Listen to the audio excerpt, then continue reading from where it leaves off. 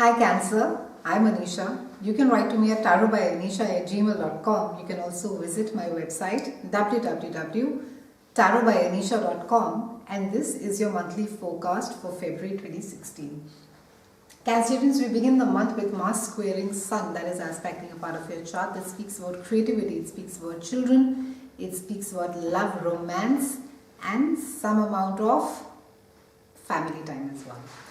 Now, whenever we have Mars that is transiting this particular house, you're driven to express yourself, and it's a time wherein that your creativity will surge and you can take a creative approach to all the matters and projects. It's also a good time to be pursuing a creative endeavor, and you could be having a lot of more energy, you could be having fun while dealing with challenges in your life. This is also a time as far as your I think for those of you who have been struggling for the longest of time to express yourself in a love relationship or even in a committed relationship, this is a time where you will find the right words, and it's a time where your own inner child is going to be coming outside. So quite a lovely start to the month, Cancerians. Just have fun, be easy, and try sort of not to overanalyze as to how it is that you're feeling right now. We have a Venus and Pluto conjunct that is there in your house of partnership, relationship, and this speaks about both your work relationships and specifically your marriage as well. Now, the thing with the Pluto energy is that it is with this aspect, it speaks about power struggles, and it can be that during this time you are trying to, whether it is financially that the power play is being done, or also in certain cases it speaks about that really who has the upper hand in the relationship. There is a lot of power play that is going to get done, and with Pluto and Venus being over there, try not to resort to too much of an underhand behavior, Cancerians. Venus hopefully should be softening the effect of the Plutonian energy to quite an extent, but try not to there can be a tendency to shut people off. There can be a tendency of not wanting to share yourself, share your emotions, and even sharing as to how it is that you feel about people or your partner at a larger space.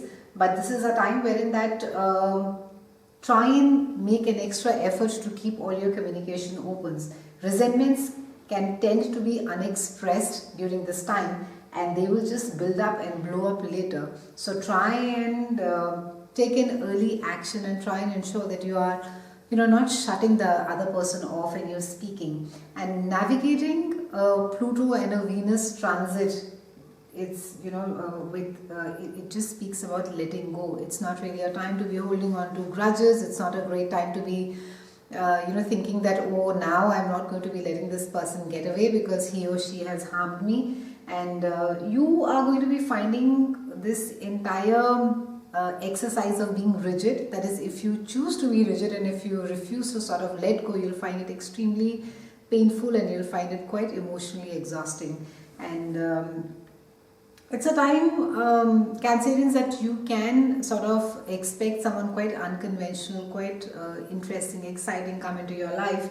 And it can be that this person changes the way that you look at life, changes your value system, and I think speaks or rather is going to be, this person is going to be consuming your mind, your thoughts, your energy to quite a larger extent, and you could feel this entire energy speaks of almost a compulsive energy around it. It's almost as if you would be obsessed with this person, not in a bad way, but it can just be that this person could be consuming your mind totally. We have Venus that is squaring Uranus, and this is happening in a part of your chart that speaks about your career, it speaks about your reputation.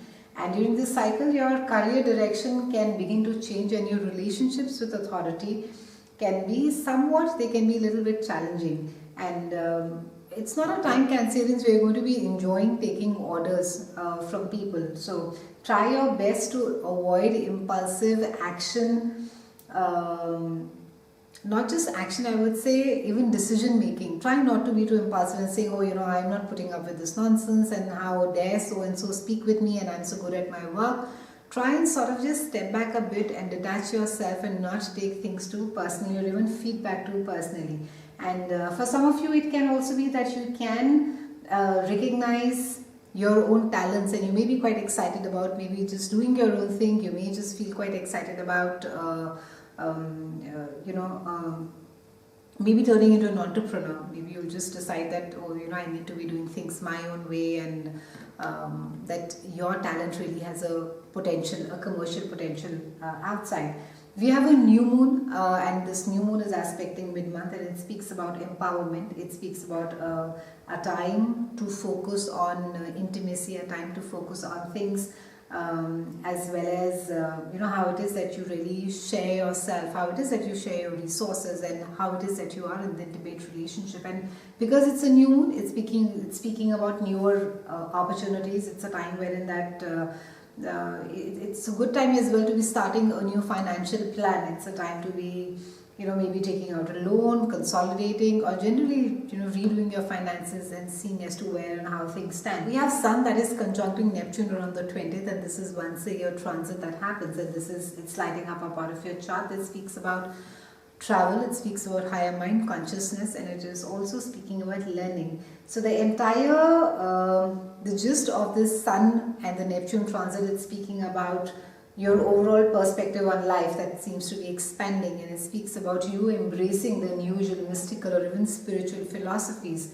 And during this time, it can be because the Neptunian energy is there, which is really, it speaks a lot about illusions, and you could be finding yourself being more impressionable than usual, and your personality and manner can be quite mysterious, quite soft, and people could be quite sort of be attracted to, sort of not just attracted, but they will feel quite comfortable in sharing their secrets with you, and you could be sort of like this counselor role that you could be doing for your friends. And it can also be a time wherein that if there is, with Neptune being over there, there's a good chance that you will travel to, say, some spiritual place or some religious or some mystical place that you've been thinking of for the longest of time. And because you are more sensitive, more than usual during this phase, you can